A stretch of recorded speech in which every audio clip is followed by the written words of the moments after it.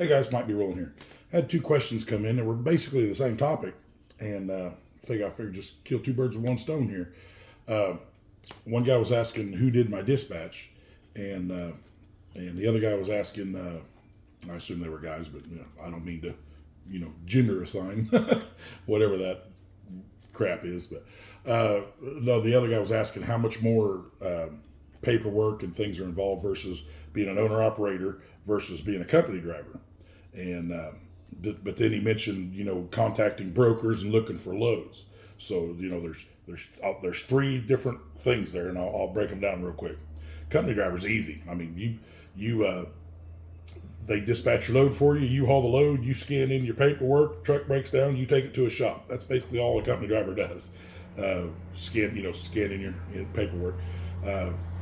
If you're an owner operator, independent contractor, the paperwork load for the difference between being a company driver versus an independent owner operator is tracking your own expenses.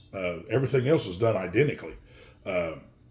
Myself, I'm leased onto a small company. I prefer it that way. Right now, I would not recommend anybody go out and run your own authority and deal with hunting your own loads, because it is a slow economy, and these brokers have got the rates beat down so bad that you're going to be hauling loads for nothing. I would not recommend anybody do that right now. Later, when things start picking back up, if you're wanting to get into an owner op right now, lease onto a company. Those companies have got contracts that they've gone out and they've done all the legwork, and they've signed the contract and the agreements, and they're not dealing with a lot of brokers. They're dealing directly with customers. They're getting lower rates, but they're getting better rates than you would at a broker, peeling off a lower rate and then peeling their chunk off the top. Now it's a garbage rate.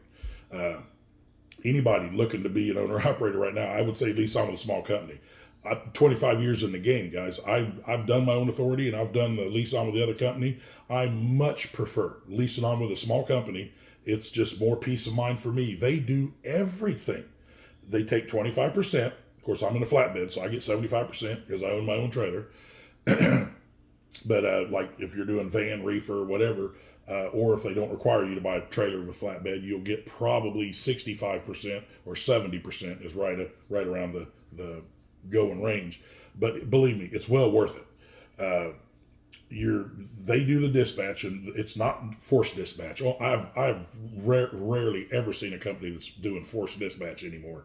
It's a communication. They know how I want to run. They know what days I'm ready to run, and they know where I'm at when I'm going to be unloaded. And before I even ask, they're already watching their customer board as the loads come in from their customers. Hey, I got truck number such and such. It's going to be over there. Mike's going to be there, or Joe Blow can take this load, and they've already got you lined up before. I mean, they keep you hopping, man. A good dispatcher will. My dispatcher, she does. She does a damn fine job. But as far as that goes, they have their customers. They dispatch the loads. If she gets a load that she doesn't know if I'm going to be interested or not, she'll call me. Hey, I got a load over here. I don't know if you're interested, but I thought I'd run it by you. You're going to empty out in, say, Indianapolis, and I've got a load that's, it's a little bit of a bounce. It's like 50, 60 miles up the road, but then it goes back over to here, and then I got a really good load sitting there, and it's like she's already, she's playing chess while we're playing checkers. So it's like, hell yeah, I'll take that load. Do whatever you think's best. They understand that all I care about is revenue. Keep the revenue high and the miles low. Try not to bounce me too much, but if you have to, you have to. But if the load pays good enough, I'll gladly bounce. So it's kind of a working relationship with a dispatcher. But as far as paperwork, company driver versus owner operator, on the company side, same paperwork. The owner ops paperwork load is tracking your expenses, which is, if you're the laziest of lazy, the best way to do it for me is I take all my receipts and I throw them in an envelope that I've got in my truck. Fuel receipts, any expenses, any money I spend on the road, I save all those receipts and I throw them in an envelope. And when I'm done, I scan in all my loads and I staple all that together. That goes in the envelope, and all my expenses, everything goes in that envelope on the road side of the trucking. And then every week, 2 weeks, sometimes I'm a little lazy and it's every month, but then I sit down and I'm old school. I don't like going on a computer and entering a bunch of receipts and all that. Nope. I've got the old fashioned graph book from, just go to Wally World there, Walmart, pick up one of them graph books, and I've got the dates laid out and the expense categories laid out, and I pull out a receipt. Okay, that's this date on that category. Write that number down. Put that receipt in the box. That receipt is filed. Then I go through them one at a time, and I just track all my receipts. And at the end of the year, all my line items, everything's done, because I've just, throughout the year, religiously, I've filled everything in, and it's all right there, ready to just take a calculator and add up the columns, and there's how much I spent on this, on this, on this, on that. And it just makes doing the taxes ever so much easier. But that's literally all I have to do as an owner operator that a company driver doesn't have to do, is track my own expenses. But of course, finance the truck, buy the truck, find the truck, maintenance the truck. That's where the owner op side comes in. It's your duty to keep that truck, functional, maintained, and compliant. Their duty is to keep you loaded and double check that you're compliant.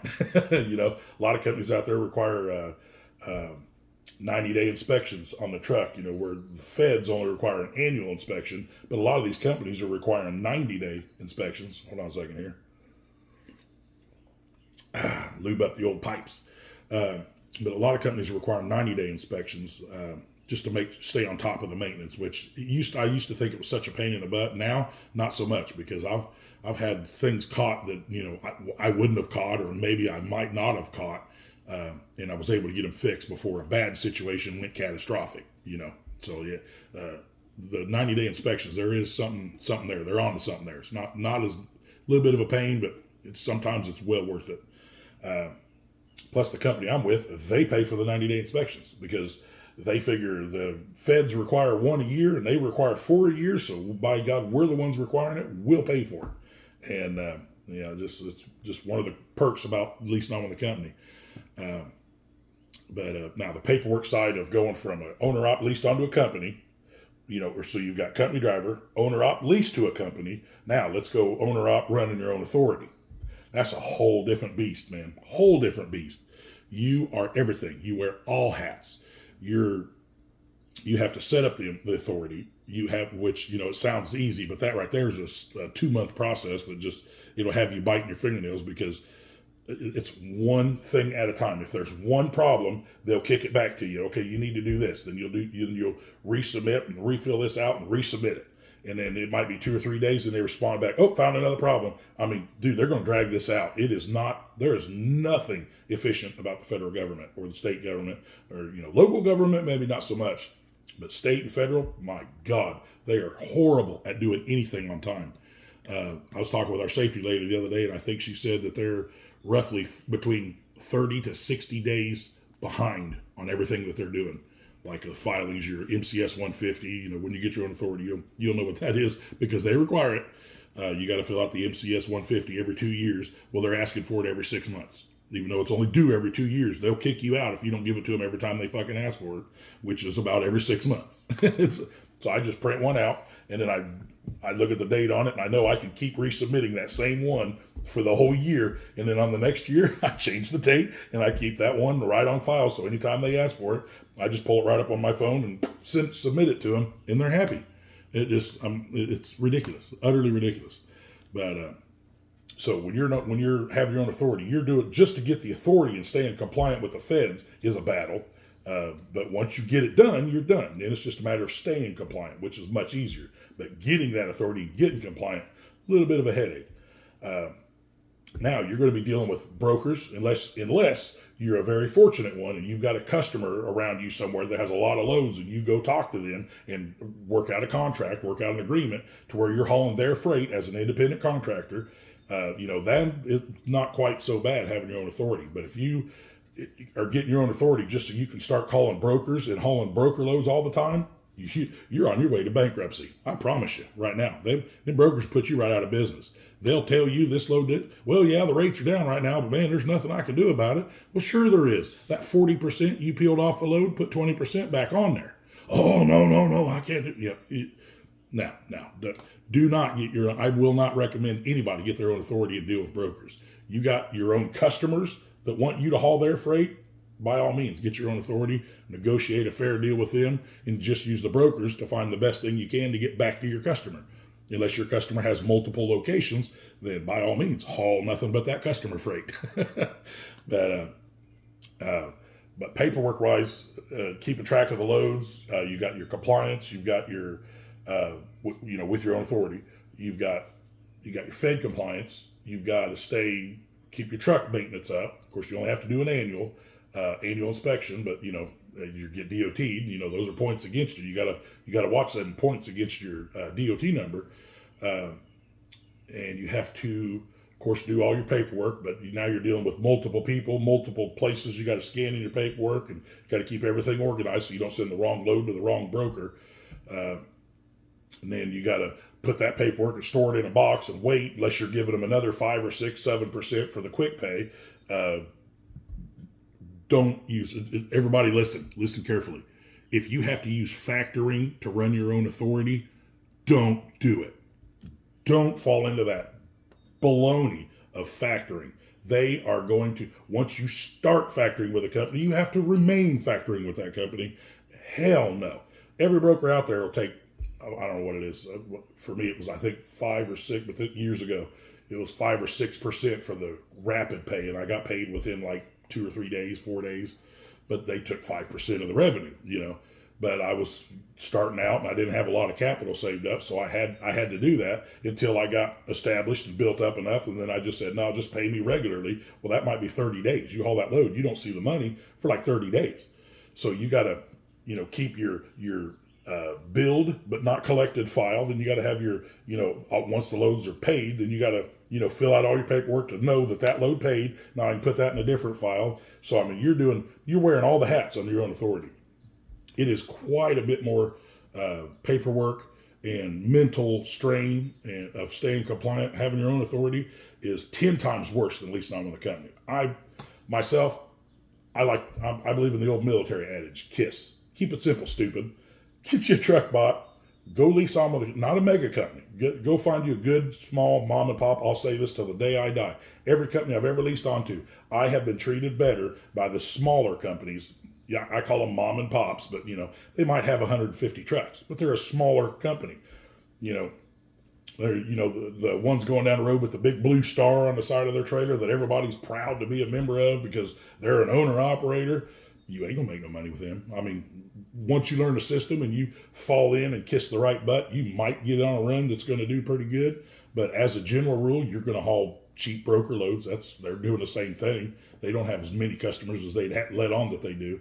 And y'all know who I'm talking about. Anybody who's been out there for a while knows who I'm talking about. You take the last part of the name and transfer it over to Starve instead of Star, and it'll make a lot more sense. Just lease that truck on with a smaller mom and pop company, and you will do so much better. You get a more personable relationship. They not only know your truck number, they know your name. When you walk into the room, they got hundreds of drivers. When I walk into the room, everyone in that room knows my name. And it's, hey, Mike, how you doing? Haven't seen you in a while. You want coffee? It's over there. We got donuts in the break room. They're just totally different atmosphere than walking into some mega carrier. But they've got their own customers. They deal with all the same customers that everybody else does. So they're getting the best rates that anybody could get. They're getting them. They're not cutting rates to get loads. And the paperwork process is so easy. We use Transflow here where I'm at, and we haul the load, and we I throw the paperwork in a stack neatly, paper clip, and at the end of the week I write down all my receipts, and then I scan my loads with Transflow and just send them right in, and that goes in a file that those loads are done. I'm waiting to be paid, and all the receipts are put in my book. They go into just a big cardboard box. I don't file everything away separately, and there's a reason for that. All the loads hauled but not paid go in a file, and then once they're paid, they go in another file. And that's the only transfer that I have to do. And then all my receipts, once they're filed in my little receipt book or my graph book, once they're done, I throw them in a cardboard box. Big box, just fills up all through the year. Every now and then I fluff it up just to make it as unorganized as possible.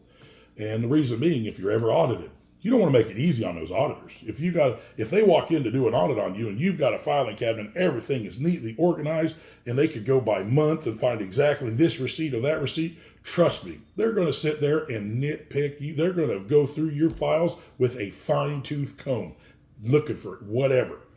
But if you go in there and they've got numbers and they say, I need to receive a receipt for such and such, and you set a cardboard box on the table and they got to dig through all that shit, they're not going to be there that long. They're going to get so frustrated.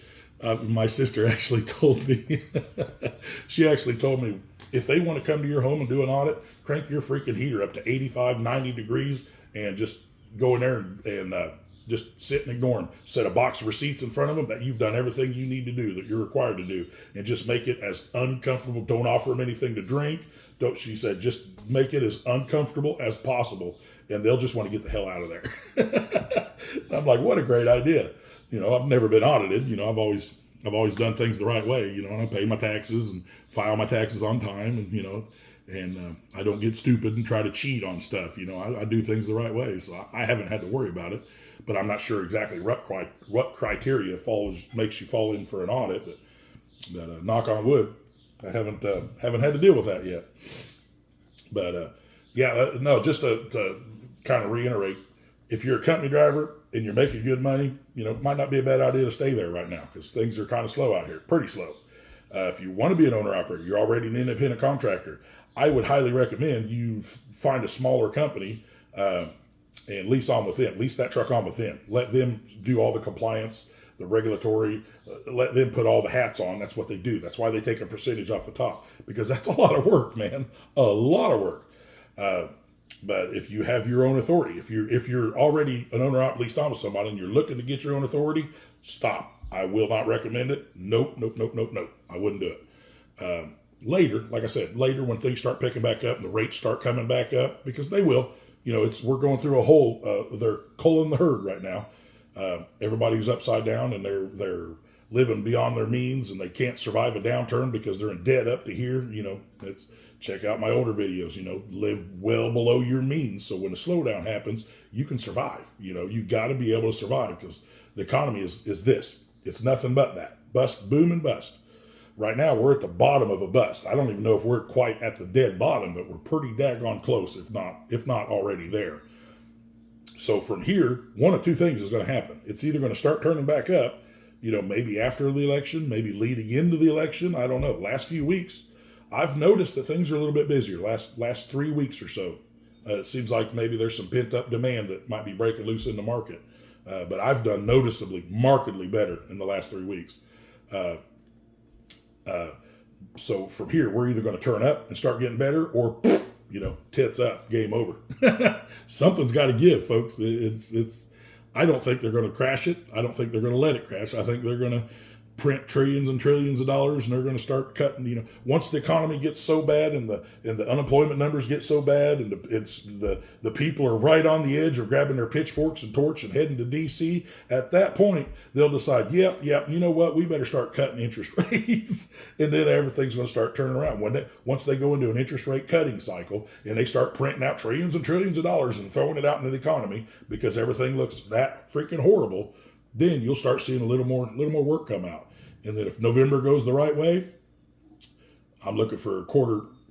If November goes the way I think it's going to go, and I'm sure you all can figure out just from the way I talk which way I think that's going to go.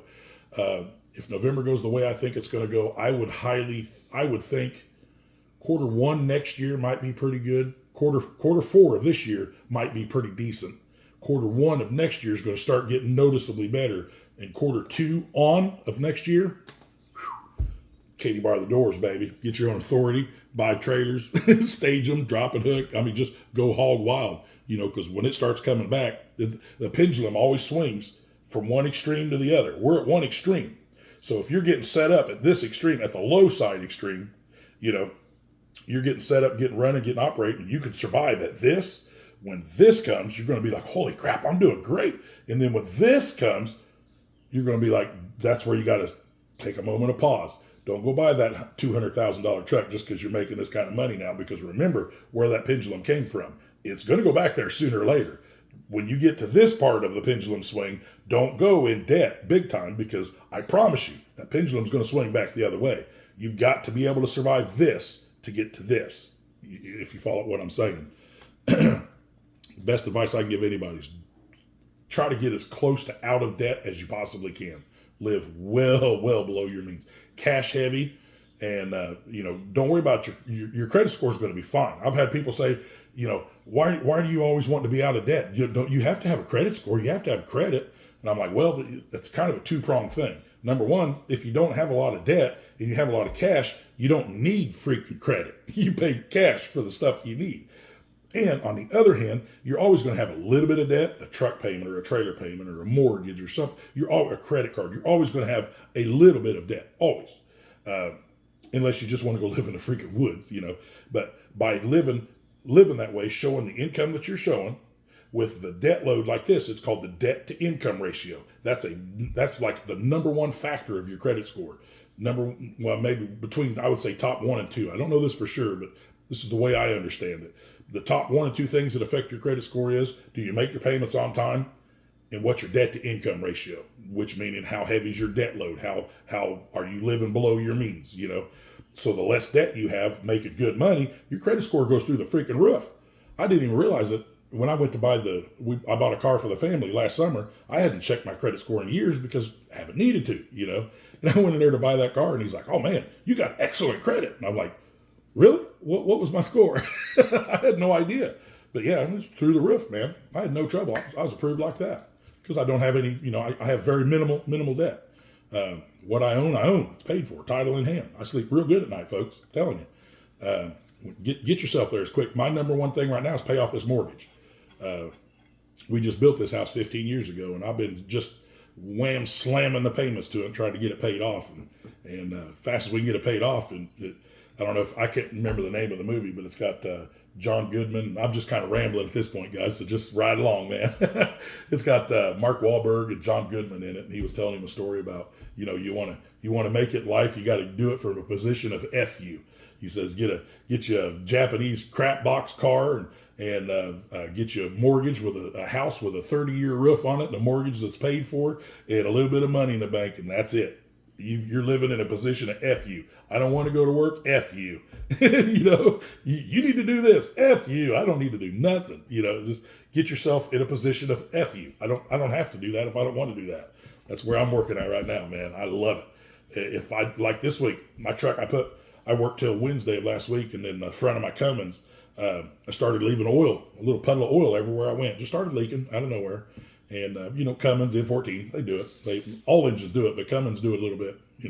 That front part of the motor, you never know what it is. There's about 3 or 4 things that are common, but none of them are real major, So I took it to the shop Wednesday night, and it's just the gasket behind the air compressor was leaking. That's all it was. And that truck is in the shop still today because Cummins took forever to get that gasket sent to the shop. Took them forever. I lost the whole week. I haven't hauled a single load this week. And I ain't sweating. Hell, I'm having fun. I'm sitting here doing YouTube videos and playing with the dogs and, riding motorcycles. I'm having a great time. The truck's done now. I mean, I'll go get it from the shop tomorrow, but I'll hit the ground next week and won't miss a lick, But I live so low on the debt to income ratio that by missing that whole week, doesn't bother me a bit. Call it a little mini vacation and pick up next week where we left off and hit the ground running. But if I had a $3,000 truck payment and a trailer payment and a big mortgage and a nice car, a Harley and 2 car payments, I'd be sweating bullets right now. Don't get in debt up to here, man. That's bad news. But anyway, I hope all my rambling there kind of answered your question. I haven't done more of a freestyle long form video in a few days, so it was kind of getting the itch.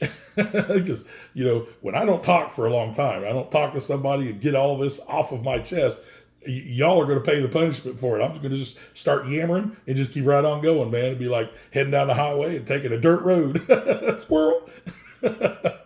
But anyway, y'all have a good weekend, and like and subscribe, share the video, and keep them questions coming, man. I'm loving it. Catch y'all later.